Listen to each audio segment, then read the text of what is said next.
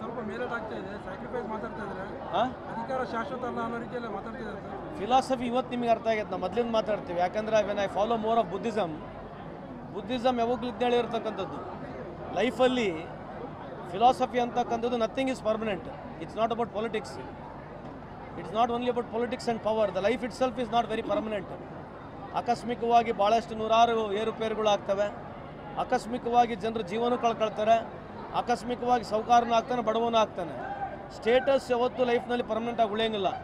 So attitude, gratitude, sympathy, empathy, consent, you should feel that we are lucky. ನಾವಿಲ್ಲಿ ಕುತ್ಕೊಂಡ ತಕ್ಷಣ ಮೆರಿಟ್ನಲ್ಲಿದ್ದೀವಿ ಅಂತಲ್ಲ ಅರ್ಥ ಅಲ್ಲ. ಬೇರೆಯವ್ರು ನಂಬಿಕೆನ ಮೆರಿಟ್ ಇರ್ತಾರೆ, ನಾವೇನೋ ಲಕ್ಕಿ ಇದೀವಿ ಅಂತ ಆ ಸಂದರ್ಭದಲ್ಲಿ ಆ ಫಿಲಾಸಫಿಕಲ್ ಹೇಳಿರ್ತಕ್ಕಂಥದ್ದು. ಇವತ್ತು ನೀವು ಕೇಳಿಸ್ಕೊಂಡಿದ್ದೀರ ಅಷ್ಟೇ ಈ ಮಾತು. ಇವತ್ತು ವಿಶೇಷವಾಗಿ ನಿಮಗೆ ಇವತ್ತು ಇದು ಅರ್ಥ ಆಗಿರ್ಬೋದು.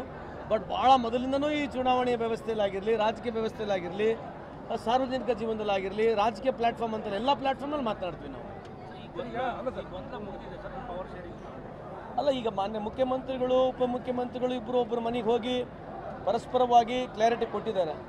ಅದಕ್ಕೆ ದಯಮಾಡಿ ಇದನ್ನು ಜಾಸ್ತಿ ಸ್ಪೆಕ್ಯುಲೇಷನ್ ಮಾಡಬಾರ್ದು ಅಂತ ತಮ್ಮಲ್ಲಿ ಮನವಿ ಮಾಡ್ಕೊಳ್ತೀನಿ. ಸತೀಶ್ ಜಾರಕಿಹೊಳಿ ಮಾತಾಡ್ತಾರೆ, 2.5 ವರ್ಷ ಆದರೂ 30 ತಿಂಗಳಿಗಾದರೂ ಅಧಿಕಾರ ಹಸ್ತಾಂತರ ಆಗಲೇಬೇಕು ಅಂತ ಹೇಳಿದ್ದಾರೆ. ಅದು ನನಗೆ ಗೊತ್ತಿಲ್ಲ. ಅವ್ರು ಹೇಳಿರ್ತಿದ್ರೆ, ಸತೀಶ್ ಅಣ್ಣ ಅವ್ರು ಹೇಳ್ತಾರೆ, ಅವ್ರನ್ನೇ ಕೇಳಬೇಕು. ನನಗೆ ಅದ್ರ ಬಗ್ಗೆ ಮಾಹಿತಿ ಇಲ್ಲ ರೀ.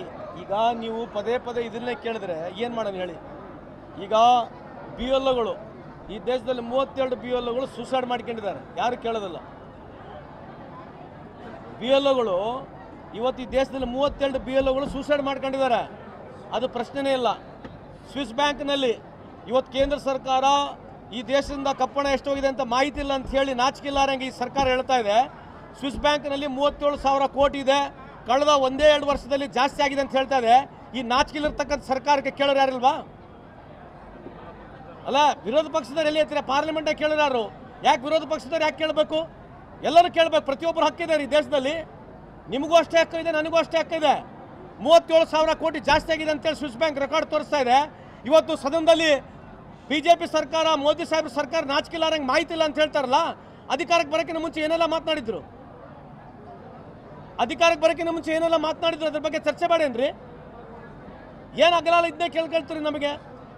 I respect you all, but ನಮಗೆ ಲಿಮಿಟೇಷನ್ ಇದೆ. ಇದಕ್ಕಿಂತ ಜಾಸ್ತಿ ನಮಗೆ ಮಾತನಾಡೋಕ್ಕೆ ಈ ವಿಷಯದಲ್ಲಿ ಆಗೋದಿಲ್ಲ.